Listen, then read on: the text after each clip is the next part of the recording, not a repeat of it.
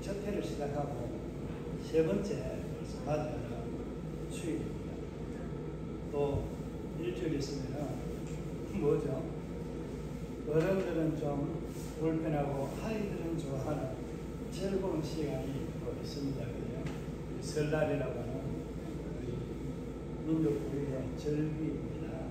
주 안에서 아름다운 교제가 있는 그런 즐거움이 있어야 되는데 많은 사람들이 다툼이 있는 그런 시간이 바뀌기 때문에 명절날 잘 안 보이는 경향도 있다고 합니다. 그러나 우리는 주 안에서 이런 명절이 우상 숭배는 아니지만 주 안에서 아름다운 교제의 장이 되는 복된 시간과 만남이 되기를 바랍니다. 우리 올 한 해에 달려갈 목표가 무엇인지 잘 아시죠? 그죠? 우리가 주를 경외함과 성령의 위로로 우리 교회가 든든히 세워져 가는 그런 교회가 되기를 우리가 소망하면서 이 목표를 함께 공유하면서 그 목표점을 향해 달려갑니다. 그런데 교회로 가니까 우리 건물 이것만 생각하는데 많은 사람들이 그 건물을 생각하잖아요. 그죠? 교회라고 하면 교회가 무엇인지 아시죠? 그죠? 교회가 무엇인지 내 자신이 바로 교회입니다. 교회가 곧 구약의 우리 용어를 빌려오면 뭐예요? 성전이에요. 그러니까 성전에 계시는 하나님, 다르게 말하면 내 안에, 내가 성전이기 때문에 내 안에 계시는 누구예요? 하나님. 그 하나님으로 인해서 우리는 우리의 영과 육이 성장하게 됩니다. 제가 일전에 조금 어려운 말로 이너 사운드 이너 바디라는 말을 쓰는데 무슨 말인지 아세요? 제가 하는 거 전혀 모른다고 하면 이거는 조금 불쌍해죠. 건강한 육체에 건강한 정신이 있다라고 하는 영어식 표현입니다. 이게 이제 우리 이렇게 영적인 세계에서도 이 말이 그대로 적용하면은 건강한 육체가 건강한 신앙을 가지고 있다. 그러니까 영적인 사람이 될 수 있다는 거예요. 우리는 영적인 사람입니다. 영적인 존재입니다. 왜? 내 안에 성령과 계시기 때문에 내 육신의 몸을 입고 성령이 계시기 때문에 우리는 육적인 사람보다는 영적인 존재입니다. 이걸 여러분 인식해야 돼요. 그렇게 우리가 인식하고 살아가면서 올 한 해 저와 여러분이 누려야 될 목표점 제목 가운데 세 가지 중에 두 가지는 좀 비슷합니다. 우리가 목표 1번과 3번이 비슷하고 2번은 앞에 지난 시간에 우리가 주를 경외한 그 삶을 살아가는 것이 한번 했기 때문에 오늘 이 말씀으로 성령의 평안한 인도를 받는 삶을 왜 우리가 살아야 되는가 하는 것을 생각하면서 우리 목표점은 비슷하니까 오늘 두 가지 어떻게 보면은 포인트가 날아가는 거예요. 하나는 내가 성령의 인도함을 받는 것이 하나 있고 성령이 우리에게 부르신 목적과 이유가 있는 거예요. 그 목적과 이유가 바로 평안의 삶, 평안을 누리는 삶을 살아가라고 하는 거예요. 이 두 가지가 평안의 삶을 살라는 것이고 평안의 삶을 살아가는데 그 삶을 사는 데는 성령의 인도하심이 있어야만이 진정한 평안함이 우리에게 샬롬이 있다는 거예요. 무슨 말인지 이해가 가시죠? 그래서 오늘 이 본문의 말씀으로 오늘 우리가 성령으로 우리가 하나 되게 하시는 것, 이유에 대해서 말씀하시는 것을 우리가 지난번에 한번 말씀 중에서 16절까지 간략하게 살펴보았습니다. 그런데 오늘은 하나 되게 하시는 그 이유에 대한 말씀도 포함이 되지만 왜 우리를 하나 되게 하셨는가 하는 것을 좀 더 중점을 포커스를 거기에 두고 말씀을 전하려고 합니다. 사람들이 대부분 뭐하는 사람들 만나보면 여러분 나름대로 자기의 철학이라는 게 있죠. 자기만이 가지고 있는 철칙이라고 삶의 방식이라는 게 있습니다. 그러니까 그 가정에는 그 가정이 가지고 있는 특별한 어떤 이 가정에 나타나는 그런 강력한 이끄는 어떤 힘이라고 하는 그런 무언가가 있지만 또 다른 가정을 보면은 내가 다른 사람의 삶은 비슷하고 좀 다른 것 같지만 그래도 또 그 가정에는 그 나름대로의 가정의 삶의 기준점이라고 하는 어떤 가훈이라고 하죠. 좀 더 좋은 말로 하면 그런 것들이 있습니다. 한때는 참 가정마다 가훈을 숙제를 내줘가지고 가져오는 적이 있었어요. 학교 그때 이제 졸업하신 분은 잘 모르죠. 저희 때는 그런 게 있었어요. 한국 사람 그런 거 없었죠. 저희 때만 해도 조금 경제나 모든 것이 이제 과도기적으로 성장하는 때이기 때문에 경제가 성장하고 이래서 한 가지가 받쳐져야 될 게 있는데 뭐가 받쳐져야 될까요? 물질이 많아지면서 사람이 가지고 있는 어떤 도덕적이라든지 윤리적이라든지 수준이 어떻게 돼요? 똑같이 뒷받침이 돼야 돼요. 그래서 경제 성장이 어느 정도 이루어지는 시점에서 가정이나 사람들이 도덕이나 윤리에 관한 어떤 보편적인 삶의 하나의 추구를 위해서 가정마다 가훈을 정해오라고 할 때에 부모님들은 좀 옛날에는 못 배운 세대들이 좀 많잖아요. 그러니까 가훈이 뭔지를 모르는 거예요. 가훈이 없는 거예요. 그럼 아이는 숙제를 해가야 되니까 엄마 아빠 우리는 가훈을 뭘 해요? 가화만사성. 제일 많이 나오는 가훈 중에 하나가 가정의 평화가 있는 삶이 바로 가화만사성이 이게 제일 많이 나오는 가훈이 되었어요. 참 좋은 말이지만 이게 보편적으로 할 게 없으니까 그것을 다 아이들이 숙제로 제출하면 참 많은 적이 있는 것을 기억해 봅니다. 그런데 자기 나름대로의 생활의 기준이나 가치관이 다 다릅니다. 그죠? 보편적으로 사람들 생활할 때는 그렇습니다. 그런데 신앙인은, 그러니까 성도는 이 삶의 가치가 기준이 그들과 같아야 돼요? 달라야 돼요? 달라야 돼요? 아니면 같아야 돼요? 말은 안 하고 여러분 같다고 하면은 이제 그때 하시고 아니면은 도리도리를 마음껏 적어보시죠. 아, 이것도 아니고 저것도 고개만 숙이고 웃으면 뭐라고 대답이 없는 거예요? 달라야 됩니다. 분명하게 달라야 됩니다. 또 차원이 높아야 됩니다. 맞죠? 그죠? 달라야 되고 차원이 높아야 됩니다. 그런데 그런 삶을 살아가야 되는데 하나님 우리에게 그 구별되게 하고 차원이 높은 삶을 우리에게 원하고 계실까요? 하나님은 그렇게 원하시는 건 아닙니다. 그런데 우리가 세상의 것과 우리 성도들의 삶을 보면서 이야기할 때에는 조금 그런 면을 이제 설명을 할 수밖에 없기 때문에 제가 여러분에게 하나님이 요구하는 것처럼 비춰지는 그런 요구로 들려지는데 분명하게 하나님은 요구하고 계시는 것은 있습니다. 그런데 하나님은 수준 높고 차원 높은 그렇게 분리된 삶을 사는 것을 원하지는 않습니다.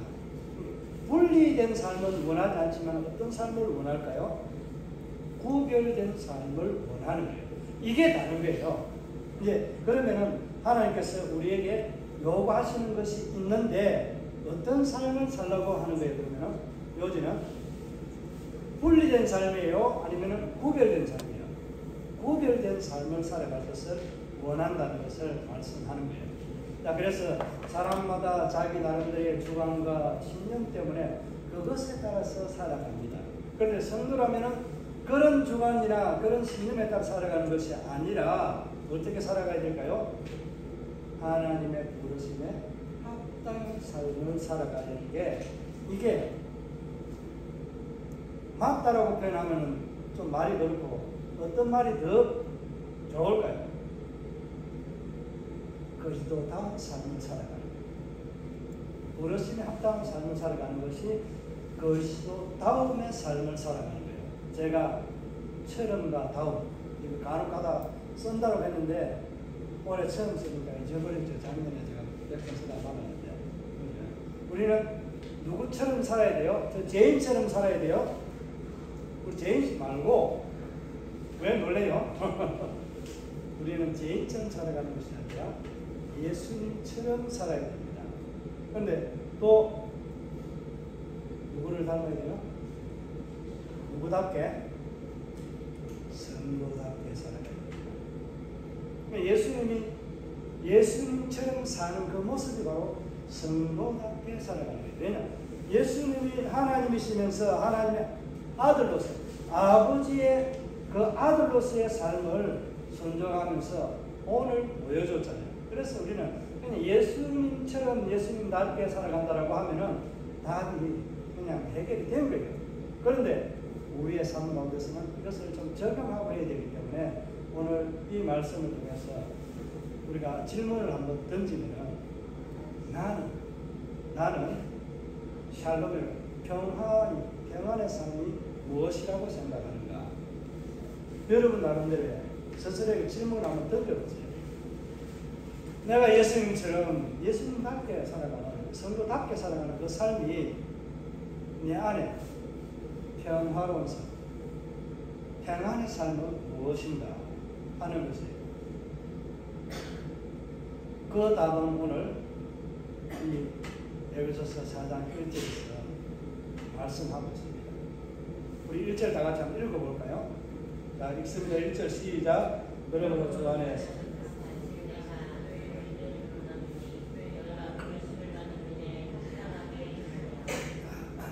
사도 바울이 권한다라고 하면서 마지막에 말을 주장하고 있습니까? 주장한다고 하죠. 그런데 뭐라고 언급하고 있어요?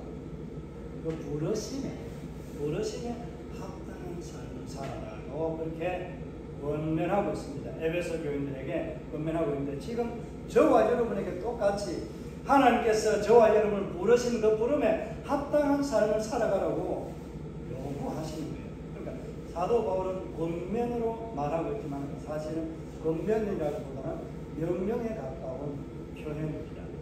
그러니까 명령에 가까운 것은 내가 해도 되고 안 해도 되는 것이 아니라 반드시 해야 된다는 의무감이 있는 그런 말투라는 거예요. 우리가 자녀들이나 이 학생들을 가르치거나 또 모르는 사람들에게 기술을 있는 걸 가르칠 때 꼭 이렇게 해야 됩니다. 안전수칙과 같은 것을 반드시 주의를 시키고 하잖아요. 이런 것이 바로 오늘 사도 바울이 이렇게 부르심에 합당한 삶을 살라고 말하는 거예요. 반드시 우리가 숙지하고 그것을 몸에 익혀서 이런 삶을 살아가도록 해야 되는 것이 우리의 삶이라는 거예요. 자, 그러면은 앞에 제가 질문 드린 거, 평안, 샬롬이 어떤 삶일까요? 샬롬에 대해서 제가 말씀을 드리는데 기억을 하시는지 모르겠네요. 하나님은 그 모형적인 방법들을 보여줬다고 했죠. 그죠? 다윗 다음에 누가 왕이 되었어요? 솔로몬이라고 해요. 우리는 솔로몬으로 기억하죠. 그런데 솔로몬의 그 히브리스 이름의 뜻은 샬롬이라는 것이에요. 샬롬. 그러니까 왕은 이제 다윗이 이스라엘의 왕으로 예표되잖아요. 그죠? 다윗과 같은 왕권을 가진 자가 오시는데 그 다윗과 같은 왕권을 가지고 오시는 분이 누구라?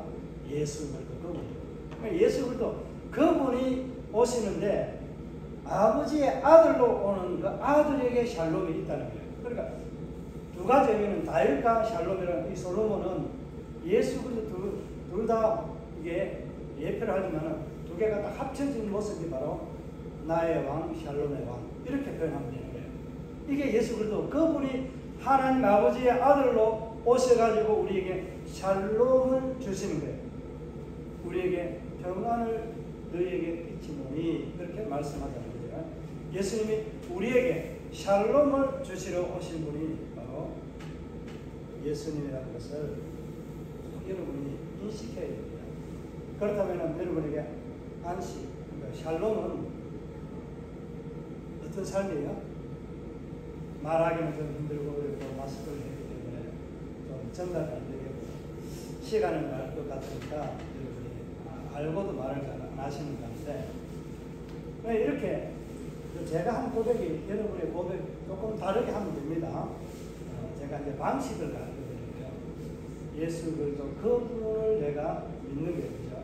예수를 믿음으로 내게 주어지는 기쁨과 감사가 바로 평안이라고 말하면 됩니다. 참 쉽죠? 예수를 믿으면 내 안에 뭐가 있다? 평안이 있는 거예요. 그 평안이 나의 삶을 이끌고 주장해 가도록 하는 것이 평안의 삶이라고 말하는 거예요. 이거를 우리는 제자도, 좀 수준 높여서 말하면 제자도의 삶이라고 표현하면 됩니다. 무슨 이해가시나요? 평안의 삶이란 예수 그리스도의 제자의 삶을 살아가는 거예요. 하나님의 아들의 삶을 살아가는 것이 평안의 삶을 살아가는 것이라고 보시면 됩니다. 그렇게 믿고 살아갔으면 됩니다. 이게 그냥 정답이에요. 내 안에 샬롬이 들어왔기 때문에 그 샬롬으로 인해서 내가 삶을 누리는 거예요. 그러니까 그리스도인의 삶을 살아가는 것, 그 자체가 바로 평안을 누리는 거예요. 자, 우리는 세상에서 말할 때 평안이라는 것이 너희가 말하는 그 평안이 어디 있노? 평강이 어디 있나라고 말하거든요. 그러니까 이거는 우리가 알아야 돼요. 평강이 어디에 있다고요? 세상에 있어요. 평강은요, 샬롬은 예수 그리스도 안에 있습니다. 예수 그리스도 안에 있기 때문에 그 어느 누구도 찾을 수도 빼앗을 수도 없는 것이 바로 이 평강이에요. 평강. 그래서 예수님만이 줄 수 있는 그 평안을 우리가 특혜받고 살아가고 있다는 거예요. 여러분 특혜받은 삶의 그 어떤 모습이 느껴집니까? 그럼 특혜받은 혜택이 특혜하면 특검하면은 또 어떻게 돼요? 괴롭죠, 그죠? 우리는 예수의 이름으로 특혜를 받고 살아가는 성도가 바로 평안의 삶을 살아가는 것입니다. 그러니까 그렇게 평안의 삶을 살아가는데 저와 여러분에게 왜 평안의 삶을 살아가도록 예수님께서 우리에게 임마누엘 하시는가 하는 것입니다. 오늘 말씀을 보면은 서로 모든 겸손과 온유로 하고 오래 참음으로 사랑 가운데서 서로 용납하고 평안에 매는 줄로 뭐 하라고요? 성령이 하나 되게 하신 것을 힘써 지키라. 지키라는 이 말의 의미는 여러분들이 설명을 안 드려도 알 수 있잖아요. 명령어잖아요. 이거 반드시 해야 되는데 우리가 하기가 어려우니까 명령을 한 거예요. 그러니까 부탁을 하게 되면은 때려서 내가 안 할 수도 있고 할 수도 있고 내일 하자 이렇게 미룰 수도 있는 그게 있잖아요. 그런데 이렇게 힘써 지키라고 하는 것은 매 순간마다 이렇게 너희가 이런 모습으로 살아가라고 하는 거예요. 이렇게 살아가기는 쉬워요, 어려워요? 좀 어렵다고 좀 고개를 맞습니다. 어려워요. 이렇게 좀 공감을 해줘야 돼요. 어렵지요? 쉬운 사람은 답안지를 잘못 쓰는 거예요. 물론 쉬울 수도 있지만 이런 삶의 모습은 참 우리가 살아가기가 쉽지 않는 삶 중에 하나입니다. 그런데 우리가 이것을 힘써 지켜야 될 이유에 대해서 오늘 말씀하고 있습니다. 자, 부르심이라고 하는 이 단어에 우리는 집중을 좀 해서 이 말씀을 좀 생각해 보려고 합니다. 이런 삶을 살아가기는 어렵지만은 힘써 지키기는 어렵지만은 부르심에 대한 합당한 삶, 이 삶, 합당한 삶은 좀 뒤에 보더라도 부르심이라는 이 단어에 먼저 우리가 한번 생각해 보기로 하는데, 부른다는 것은 어떤 의미가 있어요? 내게로 가까이 오라, 이리 온나, 뭐 이런 의미가 담겨있죠. 내게로 오라고는 초청이라는 거죠. 초청의 의미가 담겨 있는 것이 바로 부르심이에요. 그 부르심을 통해서 우리에게 하나님은 요구하시는 것이 있는 거예요. 부르심을 통해서.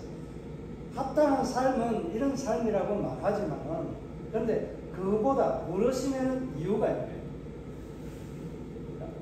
첫 번째는 삶을 이야기했지만은 뭐예요? 부르심의 이유는 하나 되게.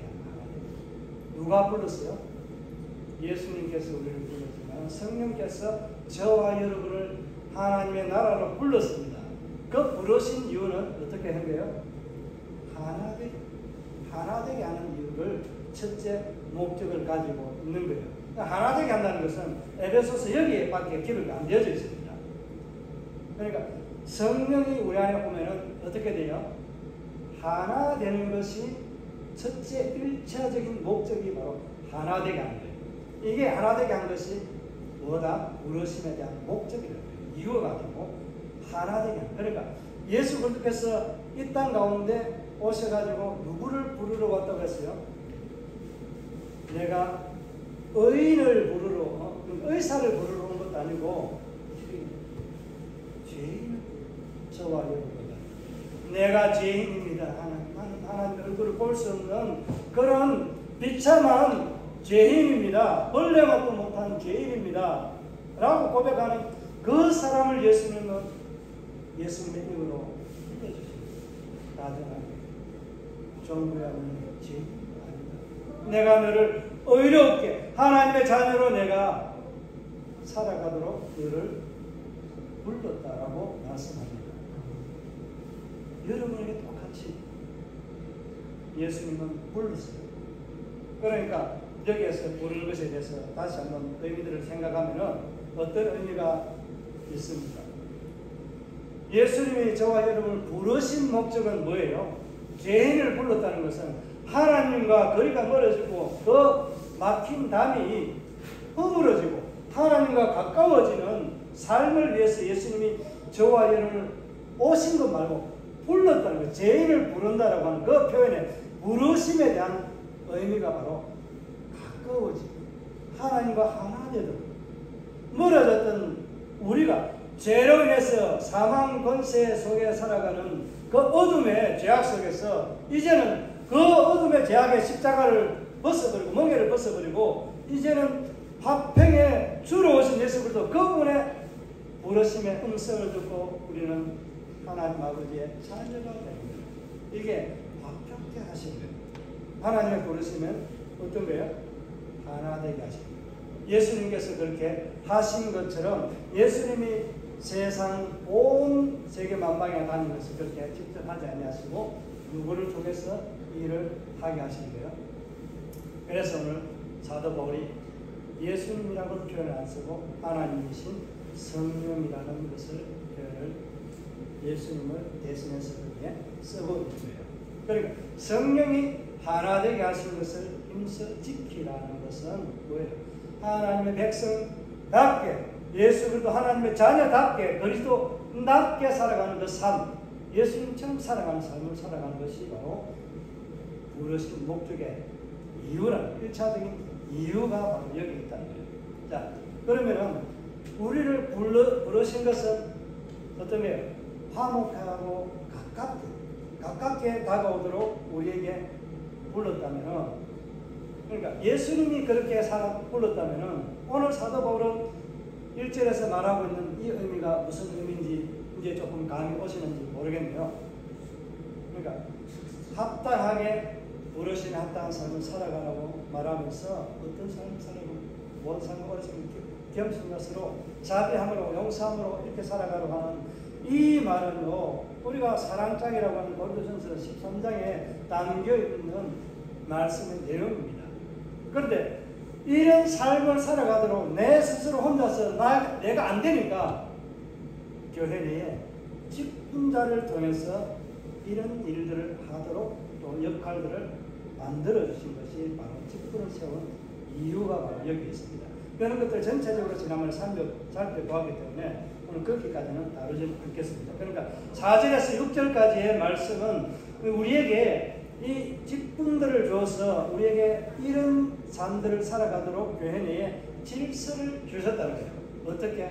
부르심에 합당한 삶을 살아가도록 우리에게 편리함을 제공해 주는 그런 하나의 시스템이라고 하면 좀 이 표현이 안 맞는데 이해가 제일 좋은 표현이 시스템입니다. 그러니까 교회 내에 하나 되게 하신 삶을 살아가도록 하는 시스템이 바로 하나님께 주신 시스템 이겁니다. 앞에 우리가 자기 개인이 가지고 있는 신념이나 주관 이것이 빠져나가고 이 안에 뭐가 들어가야 돼요? 오늘 이제 우리가 이야기하는 하나님 주신 성령의 시스템 이게 내 안에 들어와야 됩니다. 무슨 말씀인지 이해가 가잖아요. 내 모든 자아, 내 어떤 그런 것들이, 지혜, 지식, 이런 것들이 나를 살아가는, 이끌어가는 그런 삶의 원동력이고 주체가 아니라 내가 끌려가는 쓰임받는 도구에 불과한 거예요. 그래서 이 시스템이 내 안에 들어올 때 이 모든 것이 평안을 우리가 누리게 되는 기본적으로 원리라고 보시면 됩니다. 자, 이것은 이제 말씀을 좀 정리하면 그렇습니다. 예수님께서 이 땅 가운데 죄인들을 불러서 하나님 아버지와 화목케 하고 하나님의 자녀가 된, 하나님의 백성이 되도록 하신 그 부름에 오신 것에 초점을 맞추는 것이 아니라 예수님께 오셔서 누구를 불렀냐는 거예요. 부름에 대한 이 포커스가 바로 죄인을 불러서 하나님과 화목케 하시고 화평을 주러 오신 거예요.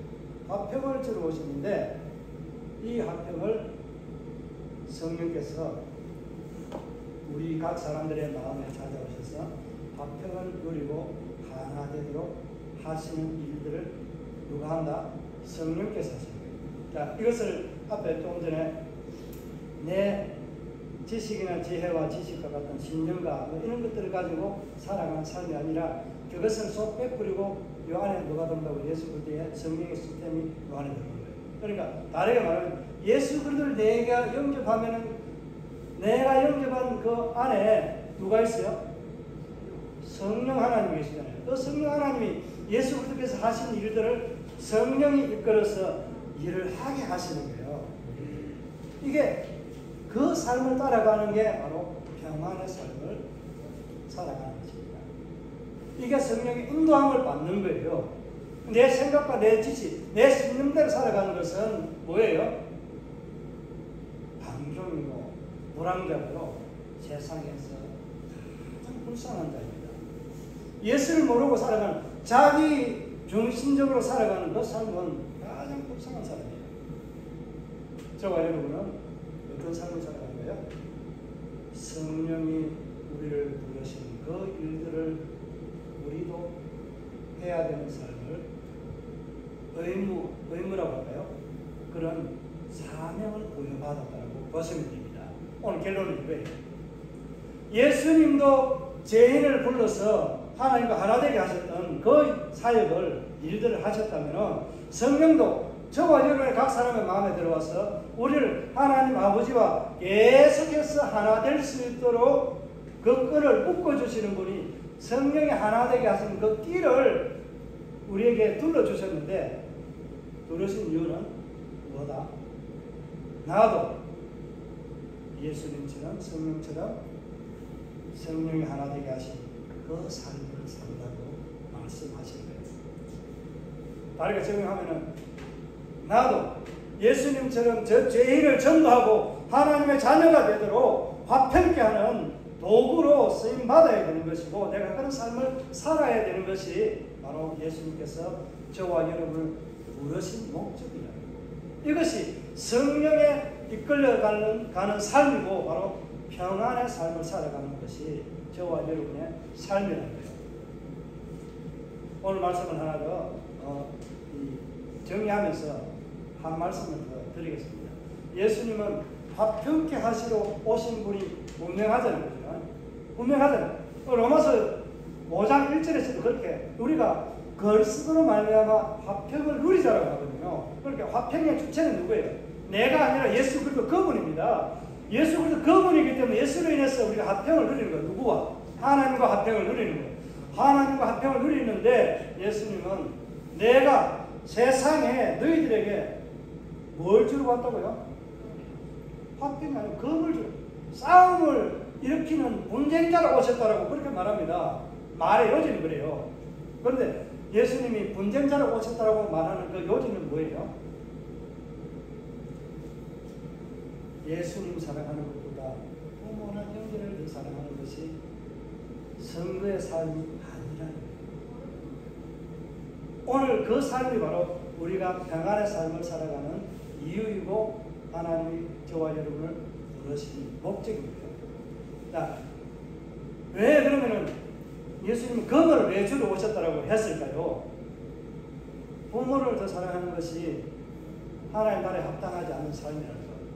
평안의 삶을 살아가지 않는다는 그 삶은 바로 예수님을 따르려고 하면은 내 집안 형제나 식구들이 나를 방해할 수 있고 예수 믿는 것을 나를 빈잔하고 따돌리고 이렇게 세상이 나를 미워하는 그런 일들이 갈등이 일어난다는 거예요. 그게 첫째는 어디부터요? 내 안에서부터 세상 욕망과 죄악 가운데 마귀에 이끌려 살아가던 그 삶이 내 안에 성령이 들어오니까 싸우게 되는 거예요. 싸우게 돼요. 여러분 갈등하게 됩니다. 이 갈등을 어떻게 이겨야 돼요? 여러분이 하나님의 말씀으로 하나님 편에 서면은 그냥 이기는 거예요. 예수님 편에 서면 이기는 거예요. 말씀을 붙잡으면 여러분 이기는 거예요. 그 삶을 사는 것이 바로 검을 주러 오신 예수님이 우리가 무엇을 선택하는데 우선권이 있어야 될까? 우선순위의 삶이 어디에 있어야 되는가를 하는 것을 보여주는 것이 바로 예수님께서 이 땅 가운데 화평을 주러 오셨지만 검을 주러 오셨다고 하는 그 이유를 알고 우리는 살아가야 됩니다. 그렇다면 우리가 부모 형제를 사랑하지 말라고 하는 것이에요. 이웃을 사랑하지 말라는 것이에요. 그렇게 내가 나를 던지는 것, 다르게 말하면 예수 그리스도 그분이 잔잔한 호숫가에 들어가면 물결을 일으키는 돌과 같이 잔잔한 호숫가에 물결이 일어나는 그런 현상이 일어난다는 거예요. 그러나 그 물결이 일어나고 고요해지면 누구의 이름으로? 예수 이름으로 다 돌아서 잠잠해지지만 그 물결이 잠잠해지지 않는 것은 계속해서 내 안에 세상과 악과 마귀와 싸우고 있다면 여러분의 마음에 그 파대 물결이 잠잠하지 않는 것처럼 저와 여러분에게 변함이 없습니다. 여러분 싸워 이기시기를 바랍니다. 예수의 이름으로 이기는 자가 평안을 얻고 평안의 삶을 살아가는 삶이라는 거예요. 이기는 삶의 가장 좋은 표현이 뭔지 아세요? 표현이라고 얘기했는데 바로 그 증거가 여러분이 다른 죽어가는 영혼들을 전하는 거예요. 성령의 하나님이 가신 그 삶을 살아가죠. 이게 바로 저와 여러분이 나를 구원해 주신 하나님께 감사의 찬송을 삶으로 내 입술로 드리는 찬양의 삶이 바로 전도라는 거예요. 그 전도를 통해서 우리가 다르게 말하면 예수님이 땅 가운데 오셨고 또 죄인을 부르신다는 성령이 또 저와 여러분을 불러서 하나 되게 하시는 이유와 그 삶을 전가하는 것이 우리에게 맡겨집니다. 그 삶을 살아가라고 우리에게 오늘 이 사도 바울이 성령을 통해서 하나 되게 하시는 그 삶을 합당하게 살아가는 이유가 바로 우리가 나도 예수님처럼 성령처럼 그렇게 전도하며 죄인을 하나님께 인간 화목게 하는 화평케 하는 도구로 살아가고 화평의 도구를 나로 사용하여 주소서 하는 찬양만 하지 말고요 삶이 되기를 바랍니다. 화평의 도구가 되는 삶이 되기를 바랍니다. 이게 바로 성령의 인도함을 받는 것이고 평안의 삶을 살아가는 삶이라는 것을 여러분들이 믿으시고 올 한 해 정말 우리가 전도하면서 한 영혼을 주께로 화평케 하는 도구로 평화의 도구로 쓰임받는 한 해의 삶들이 되기를 바랍니다. 이 말씀을